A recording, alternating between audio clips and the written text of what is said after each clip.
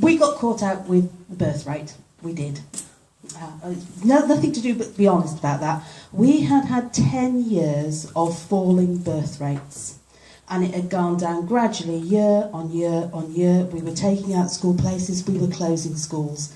It went down and down and down, and then it started to recover. But it didn't recover at the rate it went down. In 2 years, it went back to that 10-year high, which was the highest it had ever been, and continued at that rate. So we ended up with a situation whereby, having gone from lots of years of removing school places, very quickly we had to change our policies. Now, normally, when it's births, we get 3 years' notice of them starting school, because they're born, 12 months of collecting that data, and then that makes them 1-year-olds. So you've got 2, 3, 4, and they're starting school. So you've got 3 years' notice that a big blip in numbers is on the way. The problem was that wasn't the only story. We also suddenly had huge inward migration. We had lots of families turning up who didn't give birth in this area. So suddenly we didn't have 3 years warning. We just had children arriving that day with families and saying, I've got 3 children, they need a place. We've also got another issue about the redevelopment of properties. Christchurch historically has had quite an elderly population, and when those houses come back on the market again, instead of being sold on as a single property, they're often redeveloped. And therefore, a house that wasn't producing any children and hadn't produced any children for 40, 50 years, suddenly was not just producing one family, but could be producing 2 or 3 families. So the number of children just literally went through the roof with very short notice. It normally takes us 5 years to build a school. So we went from a situation of removing schools and having a plan to do that to suddenly a great shortage of places. The local plan we had long discussions about, and you've seen where the housing is due to go in. We were offered a school site in that position on the Roshot development, but actually the problem is that isn't where we need school places. You'll recognise this as a map of Christchurch. We have schools in this cluster over by Roshot. We didn't need a school site in Roshot. This is Christchurch Infant and Junior, and the circle around it was 2 years ago where we had to draw the line to say if you live further than this, unless you've already got a brother or sister in the school, you won't get a place. Over the last 2 years, that circle has been getting smaller. So we ended up with the whole of the Jumpers Column, Fairmile, St Catherine's Hill were the ones who weren't getting the places. Who is it most difficult to get to one of the other schools? The people up here, because the options are there's places over here or over here, and we all know to get from there round to Somerford or round to Burton, I know what the roads are like around Christchurch. It's not an option, and they were driving past. They would have been driving past several other schools in order to get a school place, which didn't seem very right. So we spoke with the Christchurch district councillors. We said we had an issue. We said that the offer of a site at Roshot was very kind, but actually the wrong place for Dorset County Council to build a school. We knew where we wanted it. And we were told that once upon a time, Marsh Lane had been in a local plan many, many years ago as a school site. So we went and investigated this and said, right, well, let's go and look at it. If it once was identified as somewhere suitable for a school, perhaps it still is.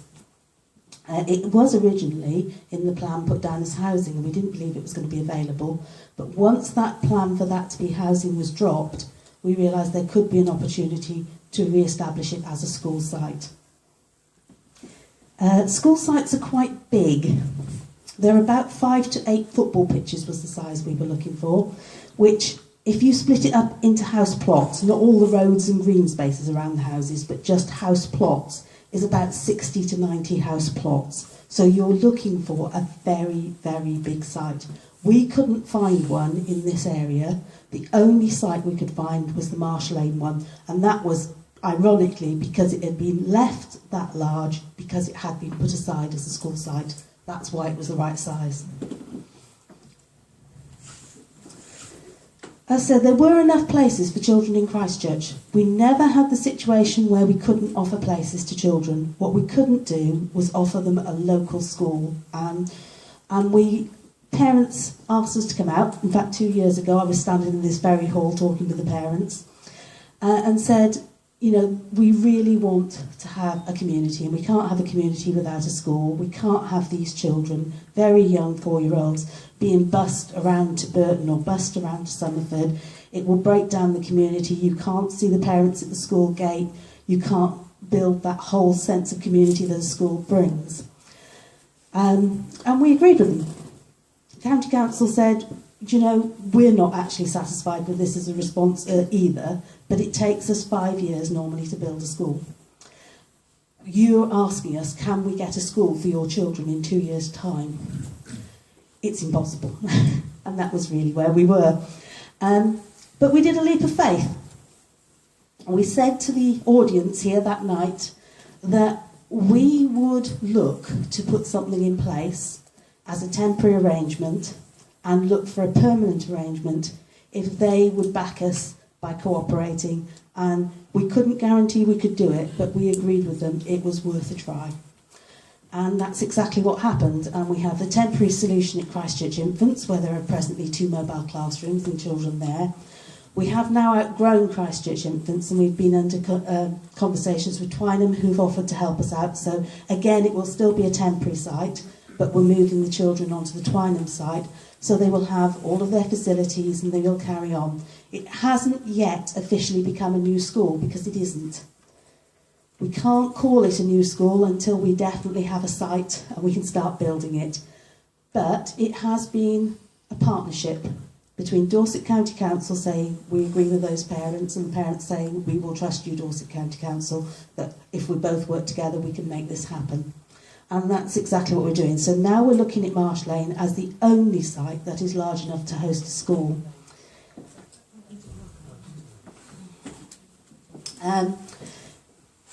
Discussions with Sembcorp, it was all back to front. Normally we have discussions with the land developer, we keep it quiet, we make sure we've got everything sorted out, we don't put it in the public domain. But we had to say we were looking at a site, so we ended up with this strange situation where it became the site that nobody could discuss. But land negotiations are always very, very sensitive things, because you've got businesses involved. But they are sensitive, but they are going very well, so we're quite positive about that. We did also ask about other options, because one of the things in Herne Airport is a free school is going out there. So we did say to the parents, would you like us not to build you a school in this area and you go to the free school at Herne? And we got a very, very straightforward no. This is a community. We want a school in our community. We don't want to be walking our 4-year-olds right the way across the busy, I know it's on a bridge, but across the busy dual carriageway right off over to Herne. We want something that's local. We want families to feel part of it. We want it to be in the heart of the community. And so we said, well, if that's what you want, that's what we'd agreed, and that's exactly where we wanted to go. Schools are always emotive things. I get very involved with planning on schools, or I used to in my previous job. It is not a done deal. We have to go for planning permission for a school just like anyone else does. However, there are some differences about schools. Unlike other people, they are allowed to be in the greenbelt. The reason for that is actually, if you look at a school, very little of it is building. Majority of it is playing fields, playgrounds, car parks, it's big open spaces, and schools are actually seen as very good at being minded towards looking after the environment, about protecting diversity. So they are actually seen as not being a negative impact on greenbelt areas. So they are one of the few exceptions to the rule that you can't build in greenbelt. And there is also a presumption in favour of schools, which the government has decreed, because they realise sites large enough to build a school are few and far between. And therefore, if a school is required, it is so important to a community that that should be looked at by the planning officers. So we will have to go for planning permission.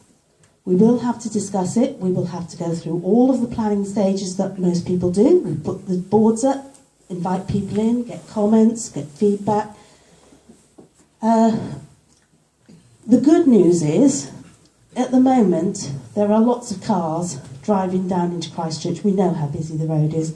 Having a school closer by will help to cut some of that traffic because people won't be travelling as far. It's quite a long way down to Christchurch Infants and back, and that, or think of all those cars going backwards and forwards. It still goes along all this road though, doesn't it? As I said, it won't go as far. But if you could half the distance that those cars are going, that's half the traffic. Please stop interrupting. You'll get your chance at the end. You'll be able to use the microphone.